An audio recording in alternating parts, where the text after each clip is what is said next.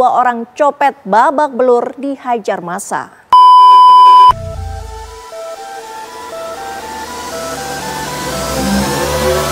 Dalam hukum Islam, kasus pencurian yang berujung pada pengeroyokan oleh massa hingga pelaku babak belur memunculkan dua persoalan hukum yang berbeda.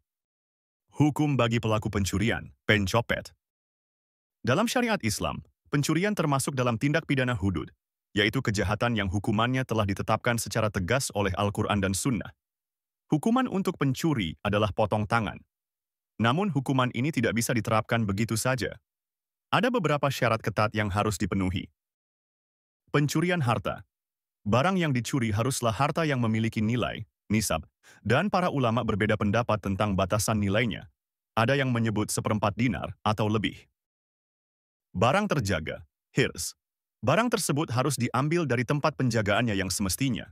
Pencopetan, dalam beberapa pandangan ulama, tidak termasuk dalam kategori ini karena barang diambil di tempat terbuka dan tanpa pengamanan khusus, sehingga hukuman potong tangan tidak berlaku. Beberapa ulama bahkan membedakan antara sariqah, pencurian biasa, dan ikhtilas, pencopetan, di mana hukuman untuk pencopet adalah ta'zir, hukuman yang ditetapkan oleh hakim penguasa. Bukti yang kuat. Hukuman hudud hanya dapat dijatuhkan oleh penguasa atau hakim yang berwenang, bukan oleh masyarakat, setelah melalui proses peradilan yang adil dengan bukti yang sangat kuat. Misalnya, kesaksian dua saksi laki-laki yang adil, atau pengakuan pelaku. Jika syarat-syarat di atas tidak terpenuhi, hukuman bagi pencuri adalah ta'zir, yaitu hukuman yang ditentukan oleh hakim. Hukuman ini bisa berupa cambuk, penjara, denda, atau hukuman lain yang dianggap efektif untuk membuat jera pelaku. Hukum bagi massa yang melakukan pengeroyokan. Hukum Islam melarang tindakan main hakim sendiri. Pelaksanaan hukuman hanya sah jika dilakukan oleh penguasa atau aparat yang berwenang setelah melalui proses peradilan yang sah. Pengeroyokan oleh massa yang mengakibatkan pelaku babak belur, meskipun si pelaku adalah pencuri, tetap merupakan pelanggaran hukum. Hak dan kekuasaan penguasa.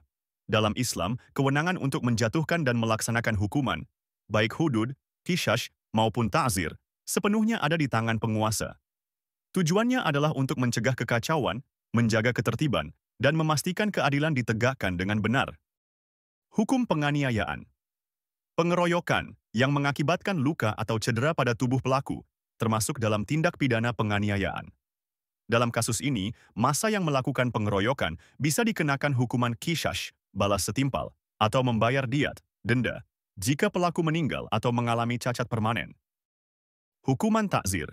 Jika penganiayaan tersebut tidak sampai mengakibatkan kematian atau cacat permanen, hakim dapat menjatuhkan hukuman ta'zir kepada para pelaku pengeroyokan.